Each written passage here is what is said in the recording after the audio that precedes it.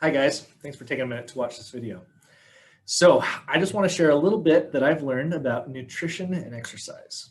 And the reason I want to share this is because I really feel like it will have an impact for our individuals. So as a disclaimer, I am not a certified nutritionist. I'm not a certified dietitian. This is just stuff that I've learned that have helped me and that I think can help you. And they've actually shown that when we know more about nutrition and exercise, we're likely to do it more, but we're also more likely to be better prepared and better able to counsel our clients on their own healthy behavior. So as a final disclaimer, I'm not doing this to make you feel uncomfortable, to make you feel fat, to make you feel unhealthy. That's totally not my goal. I just hope that we can learn a little bit, and I hope that translates for our clients to a little bit healthier lifestyles, happier clients, happier lives. So I want to touch briefly on the benefits of healthy eating. Obviously, there are some cool mental and emotional benefits in our mental and emotional health. So a healthy diet decreases the likelihood of depression and anxiety. It decreases the impact of stress, and actually decreases the likelihood that we're going to have feelings of guilt. It increases our ability to cope with stress. It increases the happy neurotransmitters in our brain like dopamine and serotonin. Helps with decision-making, concentration, regulating mood, inhibiting pain. A lot of emotional benefits to eating healthy. We're also avoiding many things that have negative impacts on our emotional health when we eat healthier items. So also obviously impacts our physical health.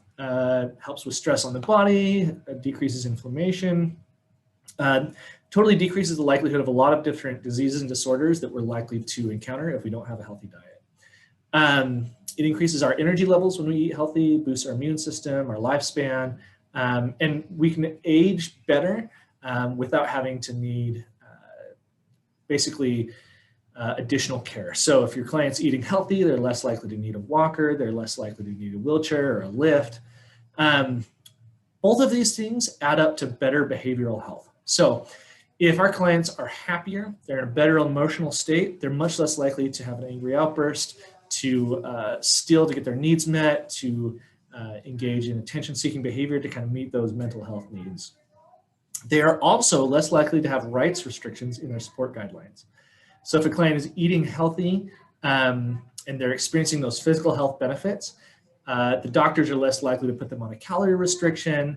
They're less likely to need a walker, to need a wheelchair, a Hoyer lift, stuff like that. So better behavioral health, less rights restrictions leads to happier, healthier clients. And that's why I'm doing this. That's why I want to teach you guys about nutrition, and hopefully we can translate that or bring that to our clients so they can be happier and healthier, more independent.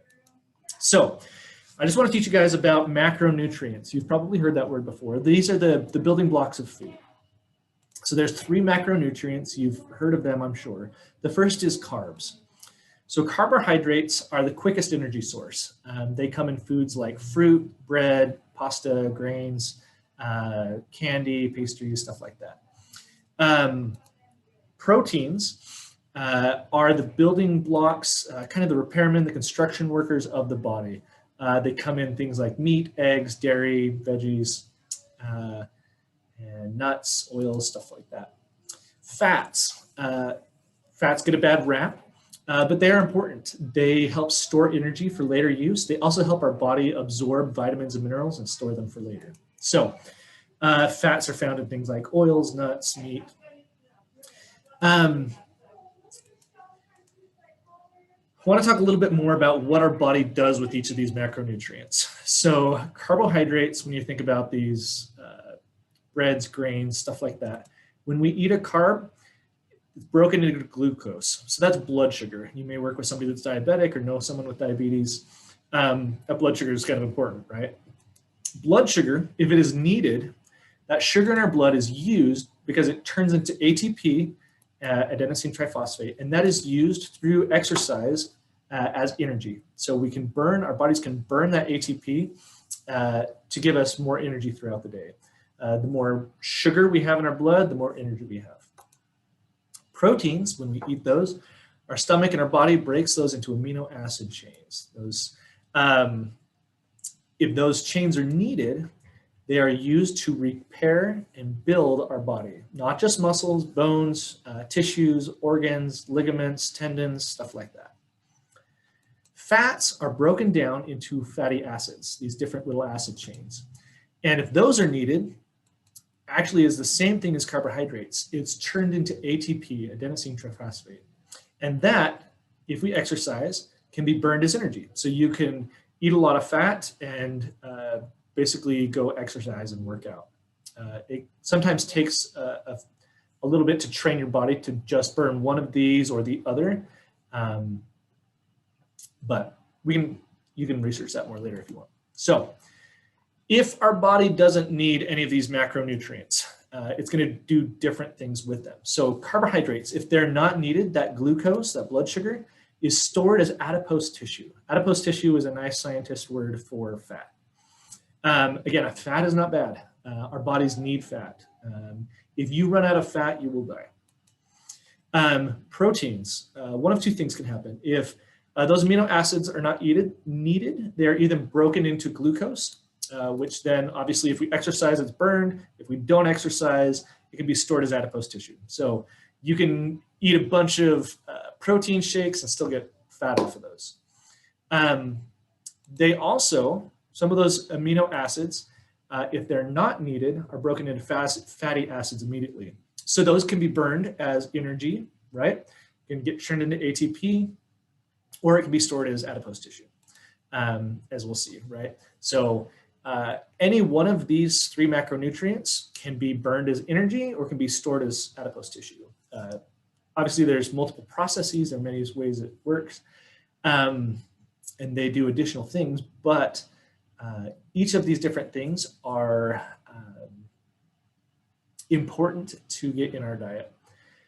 The really cool thing about this whole process, it may be discouraging to learn like, oh, like everything turns into fat or is burned as energy, but that fat in our bodies is important, and we can burn that fat. That fat can be turned into adipose or into adenosine triphosphate, into ATP, and that can be burned as energy. Obviously, it doesn't happen right away, and you can't go run 30 miles and burn off 20 pounds. That's not quite how it works. But you can train your body to use the fat that is stored in your cells as an energy source. That works through exercise, and we'll talk a little bit more about that later. So that was a big confusing chart. Here's what it comes down to. If you eat it, you either use it, poop it out, or it's stored as fat. So I want to talk a little bit more about specifics on these carbs, proteins, and fats, and maybe what we should do with them. So carbs can be broken down into simple sugars. Simple sugars are things like sugar, honey, syrup, molasses. It's very small molecule chains of sugar. These chains can be absorbed by our body very quickly. So it creates ultra fast energy. I'm a trail runner, and when I go, I'm always taking some, fruit snacks or candy or something that's really quick sugar. So complex sugars take longer to get into our bloodstream. Those are things like pasta, bread, oats, even potatoes and corns, those starches. It is good energy, but it takes longer to break down. Someone with diabetes, it's probably better that they have a complex sugar than a simple sugar, because their blood sugar is going to spike and then drop with a simple sugar. Whereas a complex sugar, it's those peaks and valleys are going to be leveled out over time. There is a third classification of carbohydrates, and that's just fibers. So fiber is commonly found in the complex sugars. It is not digestible by our body. The interesting thing is it is eaten by some of the bacteria, the flora and fauna in our gut. And that flora and fauna is very important in our digestive system. So if we don't get enough fiber, not only are we going to get constipated and some of that stuff, but we're also not feeding these really, really important organisms that live inside our bodies and contribute to our overall health. So it's actually probably more beneficial to increase the fiber in your diet than to go get a probiotic that is really popular right now. It's probably just better to feed the ones you already have rather than get more and starve them all. Proteins can be broken down into animal proteins and plant proteins. There are 22 different amino acid chains. Only 9 of those are essential for our bodies. Animal proteins have all 9 already included. So if you eat a piece of meat or fish, you're going to get all the protein you need. There are also plant proteins or vegetable proteins. Most plants and vegetables don't have all 9 of those essential amino acids. However, they can be combined to get what you need. So they can be complementary. Let me show you what I mean. If you were to have something like whole wheat peanut butter toast, that's going to include peanuts, which have a handful of the essential amino acids, and wheat, which have the other essential amino acids. So these complementary plant proteins will give us all the protein we need without having to eat a steak. Another common one is corn and beans or rice and lentils. Some of these are less common, but if you were to Google complementary proteins, you would see a big old list of different recipes and things you could make. All right, fats can be split into 3 different categories. Unsaturated fat are liquid fats. They're not saturated with hydrogen. So if you look at them chemically, there's not a hydrogen molecule in there. These are typically like your healthy fats. They include things such as olive oil, nuts, avocados are going to have the unsaturated fat. You also have saturated fat. So these are your solid fats. So fats that are coming with meat, the white part of your meat, the white part of bacon, unfortunately. These are saturated with hydrogen. So there's a lot of hydrogen in that molecule. This is obviously commonly found in butter, cheese, bacon, lots of different types of dairy and meat. Finally, trans fat. So this is a scientific mutation. Scientists have tried to take saturated fat and make it healthier.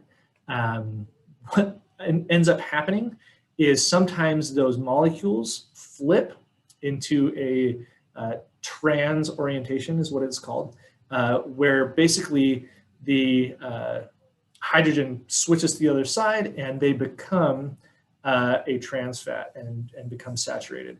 And they're actually quite unhealthy. The FDA has banned them.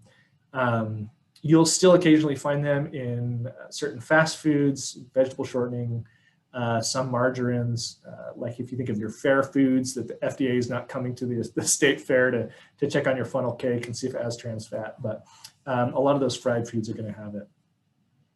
So I want to talk a little bit about maybe not like strict rules, but what we can consider doing with these foods. So let's start with carbs. For simple sugars, let's consider eating them sparingly. Like I had some nerds just barely, like it's okay, like you can eat them, but just know that those are going to build up, right? They're going to be stored as adipose tissue. Try for a low glycemic index, especially if you work with an individual with diabetes or know someone who does. That glycemic index is just a measure of how fast that sugar is getting into your bloodstream. So if they have a high glycemic index, whoever you're working with diabetes, that's going to spike their blood sugar. Complex sugars, eat them. Definitely go for whole grains. Those are really helpful, especially because they have that fiber in them.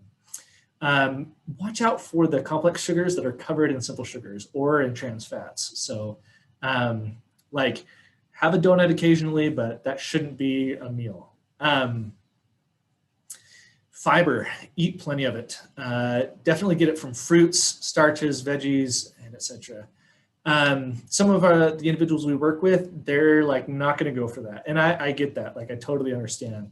There are a lot of supplements, Fiberlac, stuff like that includes a lot of good fiber that's going to help their system. So again, as I give these like no judgment zone, I have eaten plenty of unhealthy stuff, and I did yesterday and I will tomorrow and I probably will today. But I'm trying to eat healthier because it's become important to me to live a long, healthy life. Proteins. So animal proteins, eat them sparingly. Like it's not bad to have meat. Although meat can come with a lot of things that are bad. So watch for excess saturated fat. And even some meats will have trans fat, especially highly processed meats. Fish is really great. It has omega-3. Omega-3 is amazing. We can talk about that later. Another thing to watch out for is sodium nitrate. Nitrates damage blood vessels. They lead to a lot of blood issues. So unfortunately, a lot of your prepackaged meats are going to have some sodium nitrate. So if you can watch out for those, read the label, see if it has it or not.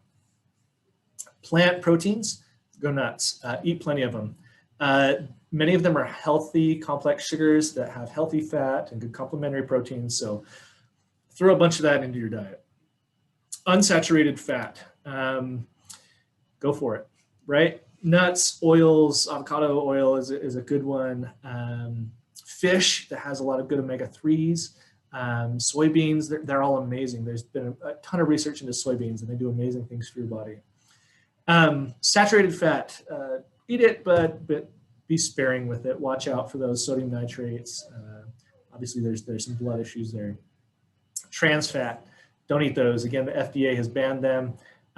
They can still be found, but watch out for those trans fats.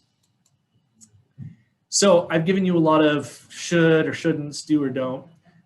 Here's where the behavioral Andy comes out. As humans, we like simple rules. We like simplicity. It is way easier to say all Democrats are bad or all Republicans are bad than to say, well, like humans are actually very complex people, and you know, it's easy for someone to have different ideas than me based on where they grew up and how they grew up, right? We can't take in all that information. It's easier just to label a person as good or bad. We do the same thing with food. As I hope I helped you understand, the majority of food that we encounter is not good or bad. It's all just food. It's just stuff for our bodies. So in society, we often hear simple rules that people adhere to. That's why people like diets, but it's also why diets fail, because food is way more complex than diets, right? So one of those rules we see is sugar is bad. No, like sugar is great. It gives you quick energy. Like our ancestors had some, you know, like sugar, they ate berries, they needed that, right? Sugar fuels our bodies to be able to do what they need to do. We'll see fat is bad. No, like fat's great. Like it helps our bodies absorb vitamins and minerals. You're gonna hear all these different things. No, wait. Okay, like it's been a couple decades. Actually, fat is good. Oh, wait, and carbs make you fat. Actually, carbs are bad. No, wait. Protein makes you fat. Like we're gonna get all these different rules from society. And the thing that we need to remember is food is more complex than that. I want to give you 3 rules that are hopefully a little more open-ended and can help guide your decisions and the decisions for our clients. So these aren't my rules, but rule number 1 is eat food. Pretty straightforward, right? Michael Pollan is the guy that came up with these rules, and he describes that eating food means food is something that was once alive and will die. So if there's something in your fridge that if you left it out, it was not gonna rot, it would never go bad, that's a lot less of a food than something if you take out of your fridge and you put it on the counter the next day or in 2 weeks, it's gonna be nasty. That's more food than that hamburger that's so full of preservatives, it's gonna sit and look the same as it did 20 years ago. So that's eat food, not too much. Obviously, it's good to watch portions. I've talked a lot about quality of food and nutrients in this training, but obviously, like how much, the quantity that we eat has an impact. So there's a lot of cultures where being full is not like prized or like an important thing, and it is honorable to just be 3/4 full. Finally, mostly plants. Eat food, not too much, and mostly plants. There's a lot of research about a plant-based diet and how much more beneficial it is for us. The further we get from something that grows, the more bad things come with it, right? It's the difference between having like celery and peanut butter. Maybe you guys don't like that. Like I love celery and peanut butter. Those are both things that like grew very recently, right? That versus like a Twinkie. I have no idea what's in a Twinkie. Like I really don't. The more plants we get in our diet, it's helpful. I'm not gonna bag on Twinkies anymore because they're really good still. Like I'll still go eat a Twinkie. But the more that I can move towards those plants, it's going to help me and help me achieve the goals that I have in my life. So again, that's Michael Pollan. If you want to look up his stuff, it's really interesting. But because we as humans really like simple rules, hopefully these 3 rules can help guide some of your decisions for yourself and for the clients that we work with. So eat food, not too much, and mostly plants. All right, want to jump real quick into exercise. So exercise has benefits for our mental health, for our physical health, and for our behavioral health, just like diet does, right? A lot of them are the same, right? We're going to decrease our anxiety, depression, negative mood, stress, ADHD. We're going to increase our self-esteem, attention, memory. Obviously, a lot of physical health benefits from exercise. I probably don't even need to go into them. But again, right, if our individuals are doing better in their mental health, if they're doing better with their physical health, they're going to have better behavior, and they're going to need fewer restrictions throughout their life. And that leads to happier, healthier, more independent clients. And that's what I want for our guys and girls, right? Like, I want them to be happy and healthy. I want them to live awesome lives where they don't have to have these restrictions and these doctors telling them what to eat and what not to eat. So exercise can be divided into kind of 3 different main basic groups. Low intensity aerobic exercise is things like walking, easy elliptical, yard work, even some chores around the house, some light lifting, stuff like that. It's stuff that gets your heart rate up a little bit, but not a ton. Like, you're not going to break a sweat doing most of these. A lot of them are fun, right? It's a short basketball game, or going and walking around and seeing Christmas lights. High intensity aerobic exercise is your running, your jogging, your fast cycling, uphill hiking. Maybe some of the clients you work with are into Zumba, dancing, cardio machines, stuff like that. Finally, anaerobic exercise. So this is your weights, your resistance training, CrossFit, your high interval training, calisthenics, all that sort of thing. Each of these have different benefits. So low intensity aerobic exercise is really good for our heart, lungs, vascular system. The cool thing about low intensity is it's just, the research we have right now is it's just as beneficial as high intensity aerobic exercise. You may need to do it for twice as long, but it's going to have that same effect. So high intensity aerobic exercise is nice because you can spend half as much time doing it. It's a very efficient way to benefit our heart, lungs, cardiovascular stuff. And there's no evidence that it's bad for our body unless you're cycling and you run into a car or a tree or something like that. Anaerobic is great for fat loss. It teaches your body to burn some of that fat. It helps improve our bone density when we're using those bones in that kind of intense way. It helps prevent injury. We can get better sleep. The cool thing is it can be done without machines, right? We don't need machines or weights or judgmental bros like telling us what to do. There's a lot of cool calisthenics that we can do to help kind of build up our bodies in healthy ways. And we don't have to be freaking beefed out, but there's some term that I can't think of because I'm an old guy. I can't remember. But you don't have to be ripped to benefit from that anaerobic exercise. So there's some benchmarks for exercise. Basically, I want to tell you like some goals in doing this exercise. So I would call low intensity aerobic exercise a must do. It's something we should all do at least 150 minutes per week. So that can be like 20 minutes a day, or it can be 30 minutes 5 times a week. However we want to split it up is fine. High intensity, it's a can do. You can if you want. If you're into that, like great, but you don't have to sweat to be healthy. Benchmark for that is 75 minutes per week. So if you do some high intensity exercises and you do it 15 minutes a day, 4 or 5 days a week, that's great. Anaerobic, these lifting weights, this should do. 1 to 2 times a week is probably enough. They're still kind of figuring out what's beneficial there, but just a couple times to help build those muscles, get that flexibility, help protect your bones, all good things. All right, I want to touch briefly on human rights. So here at Chrysalis, we obviously care about the human rights of our clients. And this is kind of tricky when we talk about diet and exercise. There are very few of our clients that are like super stoked to go vegan. Like that's not typically who we work with. So we have to balance these two different human rights that our individuals have. One is the right to take a donut, to have a donut and go take a nap, right? That is their right as a human. They're allowed to eat what they want. They also have a right to a happy and healthy life. And as caregivers, we ought to be providing that for them.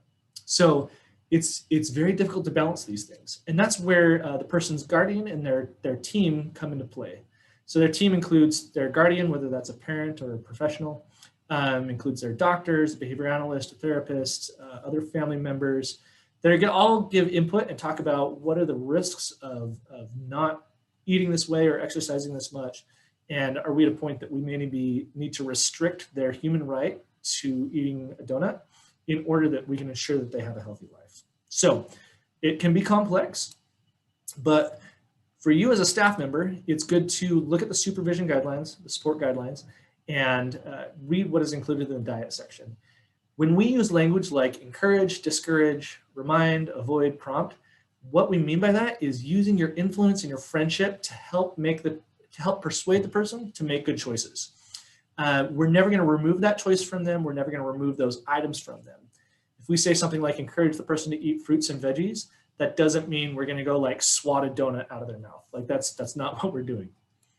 However, there's other times when we use language like the person can't, don't, can only, prevent them from, they're restricted to, they're only allowed.